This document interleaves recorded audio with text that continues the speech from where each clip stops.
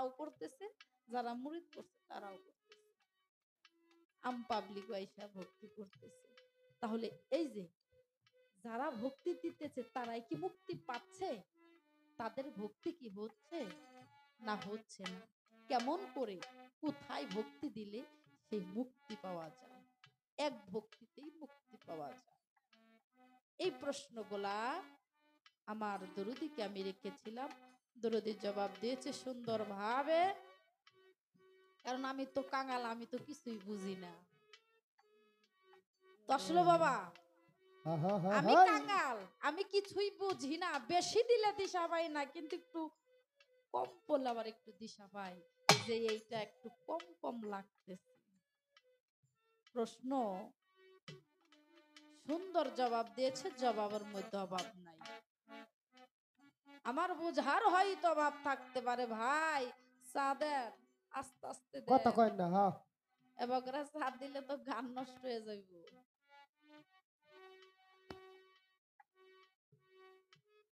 এবার আমি একটি গান গাবো, গান গাওয়ার আগে আমি আমার দয়ালকে একটা কথা জিজ্ঞেস করব। গুরুর হুকুম বর্মার রেক, বাবা হোক না হোক করে করে দেন। দেন। প্রত্যেক শিষ্য ভক্তের আদেশ নির্দেশ, দয়াল যদি কিছু হুকুম করে অবশ্যই পালন করতে হবে। যদি হুকুম না পালন করে তাহলে সেই শিষ্য ভক্তে জাহান্নামে চলে যাবে, অভক্তের কাতারে চলে যাবে। বেশ ভালো কথা, সবাই আমার কথাটা খেয়াল করবেন, বুঝার মতন কথা। এমন একটা গুরু ছিল, তার ভক্তকে হুকুম করে, ভক্ত এই কাজটা কইরো না। একবার বলল, আবারও বলল ভক্ত এই কাজটা কইরো না, আবারও বলল এই কাজটা করো না, একে একে তিনবার বলল, তবুও ওই ভক্ত ওই কাজই করল। গুরু হুকুম করলো যে কাজটা কইরো না, কিন্তু ভক্ত ওই কাজটা করলো। গুরুর হুকুম অমান্য করেও সে জান্নাতবাসী হইছে। এই গুরুটাকে, এই ভক্তটাকে। আর কোন কাজ করলো, যে হুকুম করলো গুরু যে কাজটা কইরো না, আর ভক্ত সেই কাজটা করলো, ওই কাজটা এমন কি কাজ, যেই কাজ গুরুর হুকুম অমান্য করলেও সে ভক্ত জান্নাতবাসী হইল। আমার একটু বুঝার দরকার আছে। আমরা তো অনেক সময় কত গুরুর কথা অমান্য করি না, করি, বলবো যে করি না তা না, গুরুর হুকুম অমান্য করি, আমরা অভক্ত হয়ে যাই। আর সেটা কেমন ভক্ত, আর কোন কাজ করলো, অমান্য করলো, তবুও সে জান্নাতবাসী হইল, একটু বুঝার আছে না? আপনার একটু সারা শব্দ দিন। আসি সারা শব্দ না দিলে সাহস পাই না, কারণ দয়াল তো আজকে সব জ্ঞানীর অধিকারী। আজকে যেই জায়গায় থেকে আমার দয়ালকে আমি যা বলবো, আমার দয়াল সুন্দরভাবে জবাব দেবে। এই একটা কথায় আমার দয়ালের কাছে থাক, তারপর দেখি আমার দয়াল আরো কি বলে। এবার আমি একটি গান গাবো, গানের পরে দেখি দয়াল তো অনেক ভাবের দেশে চলে গেল। ভাবের দেশে যাকে আমি আর ভাবের দেশে যাম না নে, ছোট করে একটি গান গাই, তারপর দেখা যাক মৌলাই যদি নেই তাহলে যাব, তাহলে যাব না, কারণ মৌলার ইচ্ছাই সবকিছু হয়।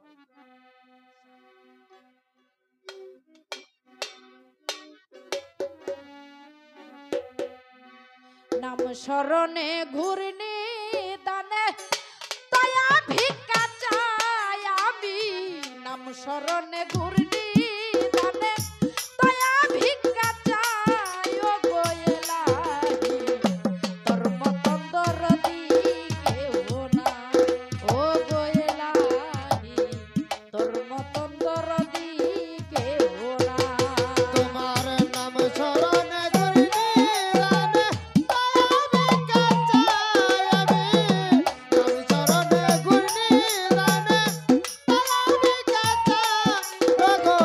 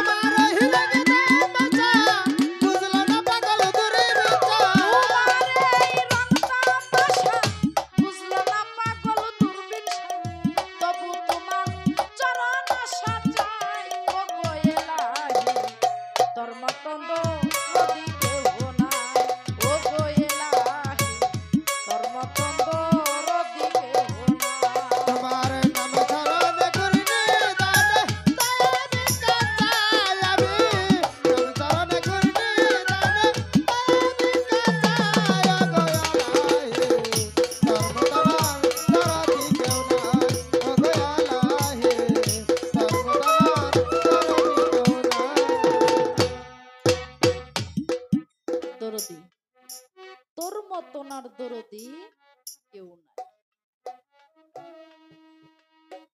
কত নাম স্মরণে ঘূর্ণি দানে দয়া ভিক্ষা চাই, দয়াল তোর মতন আর দরদি আর হবে না।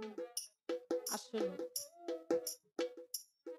একটা ভক্ত যত ঘোর বিপদেই পড়ুক না কেন, একবার যদি খালি মুর্শিদকে স্মরণ করতে পারে, তার ওই ঘোর বিপদ আর থাকে না। একদিন আমার খাজা বাবা তার ভক্তকে ডাক দিয়ে বলতেছে, ওরে আমার ভক্ত, ভক্তটার নাম হচ্ছে কুতুবউদ্দিন বখতিয়ার কাকি। ডাকতেছে, কুতুবউদ্দিন বাবা এদিকে আয়। দেখ রে, আমি তোর গুরু, কিন্তু আমি তোকে খিলাফত দিয়েছি, তুইও ভক্ত বানিয়েছিস। দেখ বাবা, তুই যদি ভক্তের বাড়িতে ভক্তকে না দেখতে যাস, না শহরে যাস, তাহলে গুরু ভক্তের ভালোবাসা থাকবে না বাবা। যা, আমি তোকে হুকুম দিলাম, তুই তোর ভক্তকে দেখে আস। তখন আবার কুতুবউদ্দিন বলল, বাবা আমি যে তোমাকে ছেড়ে যাব, আমি তোমাকে ছেড়ে গেলে আমার ভালো লাগে না, আমার মনটা যেমন কেমন খালি খালি লাগে। একটা জিনিস যদি প্রতিদিন খান, সেটা নেশায় অভ্যস্ত হয়। এক জায়গায় যদি থাকেন 1 বছর 2 বছর, সেটাও নেশায় একটা অভ্যস্ত হয়। বাবা আমি তোমার দরবারে কত বছর ধরে রয়েছি, আমি তোমাকে ছেড়ে গেলে আমার ভালো লাগবে না। বলে না, আমি তোকে হুকুম দিলাম।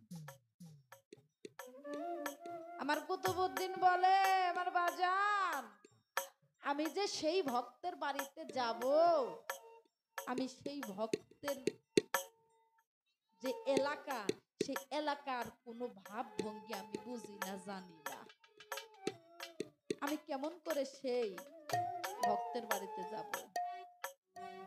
আমার খাজা বাবা শুধু একটা কথা বলছিল, কুতুবউদ্দিন আমি তোকে হুকুম দিলাম, ওই জায়গায় গিয়া যদি কোনো বিপদে পড়স, তুই আমাকে স্মরণ করিস,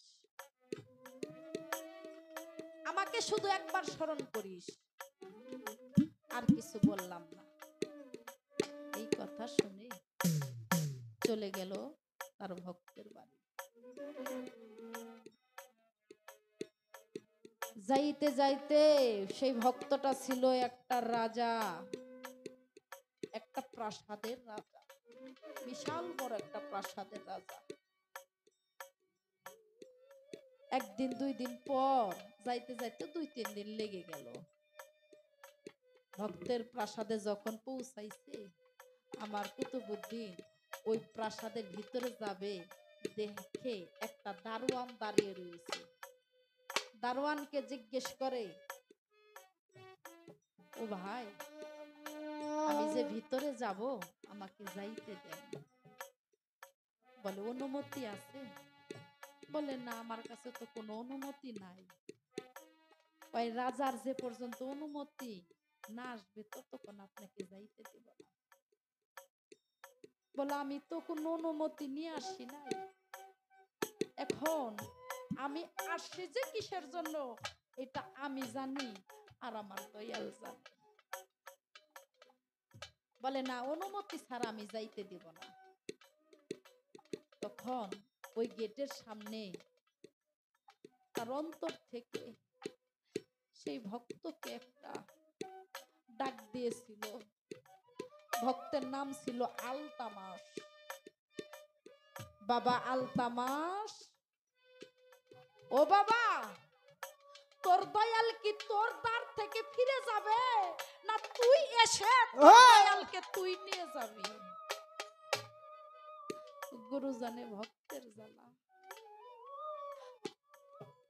এই আত্মার ডাক আমার ভিতর থেকে আলতা মাস কানে শুনতে পায়। দরদি, যে যারে ভালোবাসে তার শব্দ কেমন, তার গন্ধ কেমন, তার স্পর্শ কেমন সে জানতে পারে।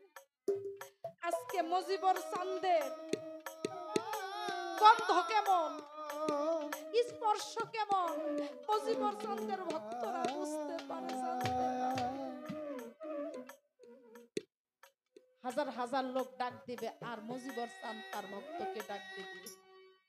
দূর থেকে বলতে পারবে যে এটা আমার বাজান ডাকতেছে। দৌড়িয়ে আসে, এটা আর কের ডাক না, এটা আমার দয়ালের ডাক। আমার দয়াল ছাড়া এইরকম করে আর কেউ ডাকে না। দৌড়িয়ে গেটের সামনে আসে, দেখে তার দয়াল তার সামনে খাড়া।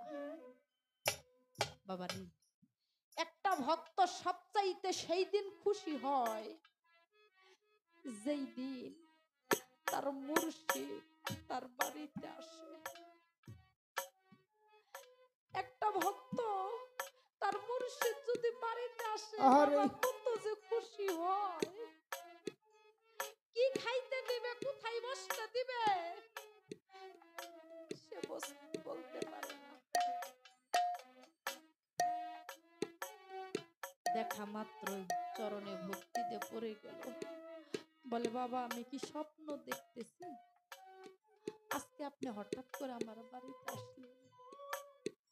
বলে, বাবা রে, আমি তোকে দেখার জন্য এসেছি।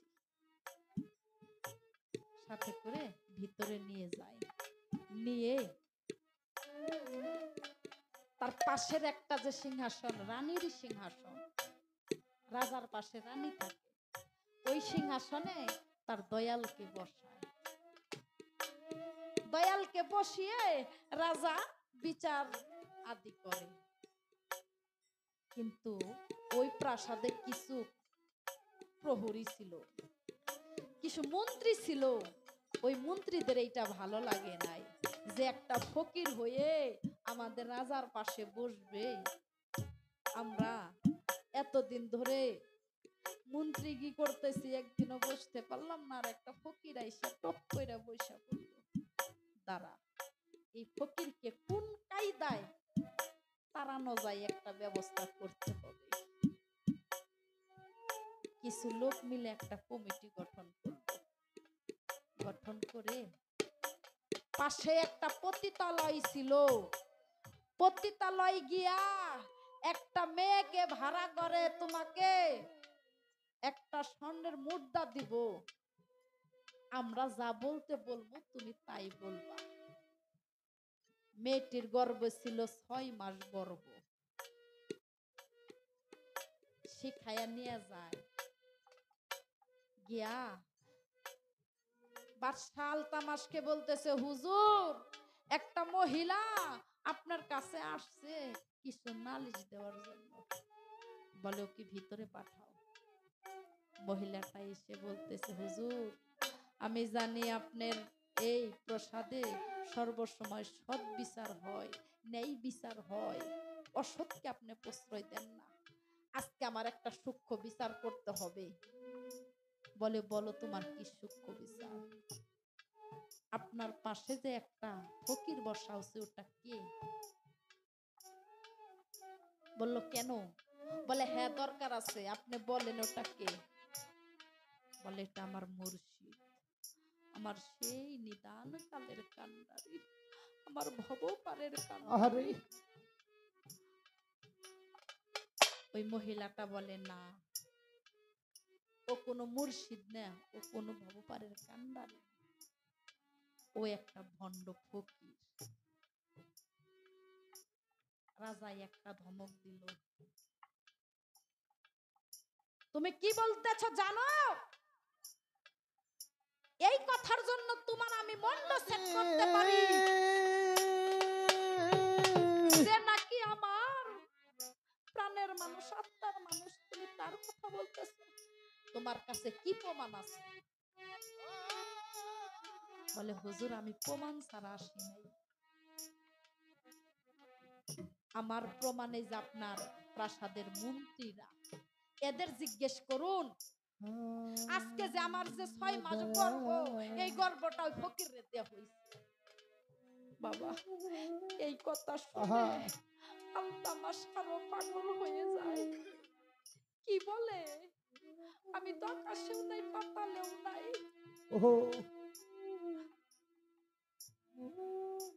কুতুবউদ্দিন রে বলে, বাজান এই মহিলাই কি বলে? কুতুবউদ্দিন কথা শুনো অবাক। আমি ভালো মন্দ কিছু বুঝি না, মহিলাই কি বলে? এই মহিলা, তুমি এগুলা কি বলো? তুমি কি আমার দয়ালরা কখনো দেখছো? বলে, আমি দেখি নাই, আমি তার সাথে সঙ্গ করছি। তোমার সাক্ষী কে? বলে, এই যে মন্ত্রীরা। মন্ত্রীদের জিজ্ঞেস করে, এই মন্ত্রী, এই মহিলাটা কি বলে রে? বলে, হুজুর সত্য কি মিথ্যা জানি না, কিন্তু এই ফকির রে ওই মহিলার বাড়িতে আমরা যাইতে দেখছি। বাবা আর কিছু কি বুঝার থাকে? আমার আলতামাস যারা যারা হয়ে কাঁদে আর বলে, দয়ালু গো, এই পৃথিবীতে কোনো ভক্তের সামনে যদি তার মুর্শিদের গীবতে গাওয়া হয়, ওই ভক্তের বাঁচার চাইতে মরণ ভালো। কারণ আমি আমার জীবন দিয়ে আমি আপনাকে ভালোবেসেছি, আমার বলতে আমি কিছুই রাখি না।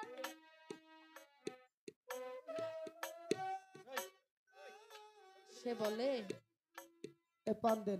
আলতামাস বাবা, তুমি মহিলার সাক্ষী চাইলা, আমার সাক্ষী চাইবা না? আমার একটা সাক্ষী আছে, আমার সাক্ষীটাকে আমি নিয়ে আসি। আলতামাস বলে, আপনার এই জায়গায় কে চিনে? আপনার সাক্ষী কি? বলে, না, আমার একটা সাক্ষী আছে, আমার এই দেহ করার একটা সাক্ষী আছে। কোন দিকে যাই না যাই সেই বলতে পারে। আমি যে মেয়ের সাথে সঙ্গ দিছি এটা আমি না জানলেও সে জানে। দৌড়িয়ে ছাদের উপরে গিয়ে মুশাহেদা ধ্যানে বসে চোখটি বদ্ধ করে আমার খাজা বাবারে ডাকতেছে,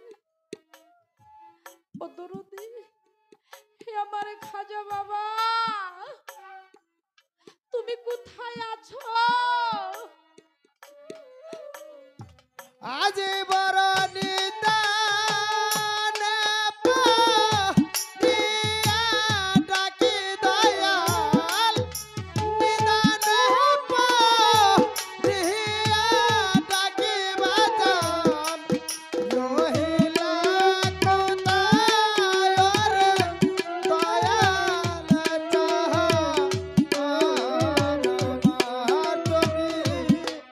রহিলা কোথায়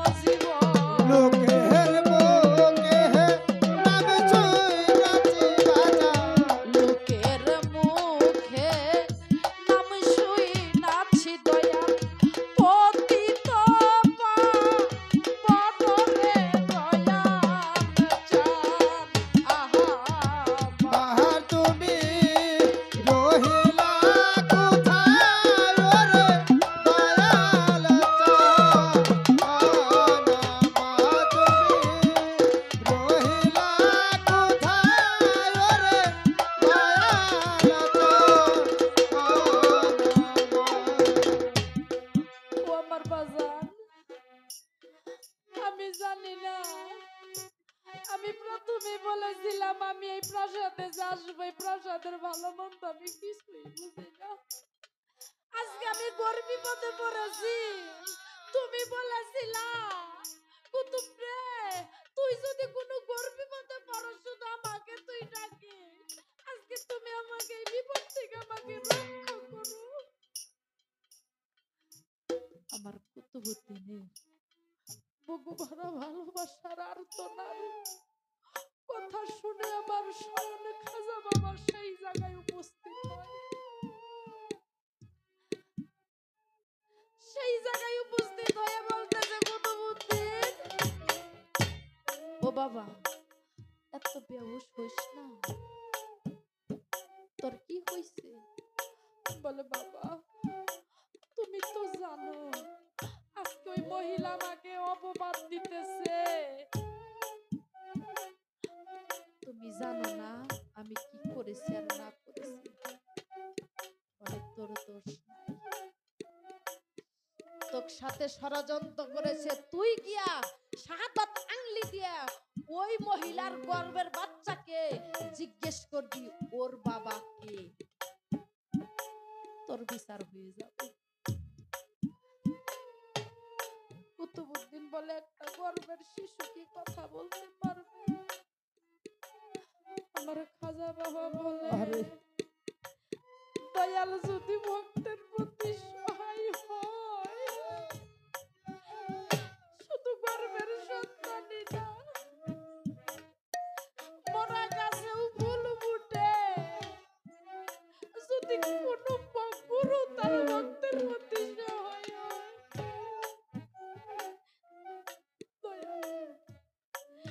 এই কথা শোনা মাত্রই নিচে এসে বলে, আমি সাক্ষী পেয়েছি।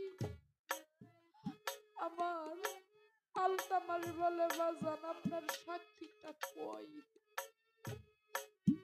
বলে, আমার সাক্ষী ওই মহিলার গর্ভের সন্তান। আঙ্গুলটা জিজ্ঞেস করে, হে গর্ভের সন্তান, তুমি বলো তোমার বাবা কে? গর্ব থেকে জবাব নেয়, আসসালামু আলাইকুম ইয়া কারিম।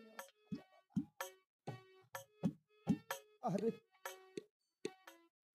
বলে, আজকে আমার মা কিছু টাকার জন্য আজকে এত বড় মিথ্যে কথা বলতেছে। আমি আমার মায়ের জন্য আমি ক্ষমা চাই। আমার বাবা এই বাজারের একটা মাংসের দোকানদার, একটা কসাই, সেই আমার বাবা। সবাই ওহো বুঝে গেল একটা ষড়যন্ত্র। ও দয়াল, তুমি যেই জায়গায় থাকো না কেন, তুমি আমার সাথে থাকো। একটা গুরু যদি ভক্তের সাথে থাকে রে, ওই ভক্ত যতই বিপদে পড়ুক, সে কোনো জায়গায় থেকে না। শুধু মুর্শিদ তার প্রতি সহায় যদি থাকে, আমার জীবনে অনেক বিপদ হয়েছে রে। আমার দয়াল আমার বাবার কৃপা ছিল বিদায় আজকে বড় বড় বিপদ থেকে উদ্ধার হয়েছে। আর সেই যার বাবা নাই, মা নাই, সুরার ভাই নাই, মুর্শিদ নাই, এই পৃথিবীতে তার মতো নেতিম আর দুঃখী কেউ নাই। আজকে সবাই বাবা বলে, মা বলে, কিন্তু আমি বলতে পারি না। বুকের ভিতরে যে কত কষ্ট রে। আজকে আমার মতন যে হারাইছে বাবা, যে হারাইছে মা,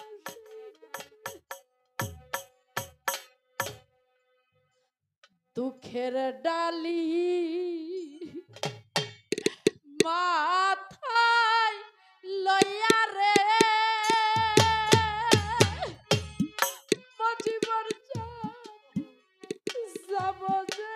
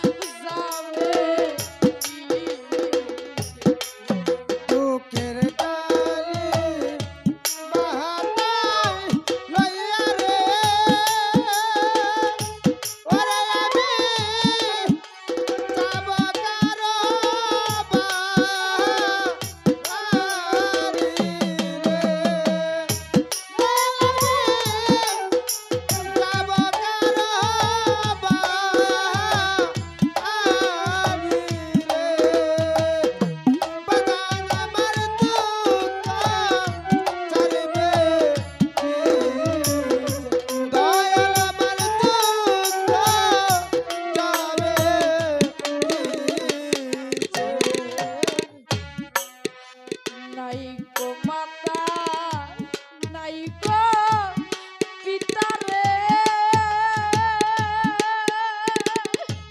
এই জগতে নাই গো জুরার ভাই রে এই জগতে নাই গো জোড়ার আয়ো রে। এই জগতে নাই গো জুরার ভাই রে দয়াল আমার দুঃখ যাবে কিসে বাজান আমার দুঃখ সারবে কিসে দুঃখের ডালি বাহাদার লইয়া রে ওরে আমি যাব কারো বাড়ি রে আমি যাব কারো বাড়ি রে বাজান আমার দুঃখ যাবে দয়াল আমার দুঃখ যাবে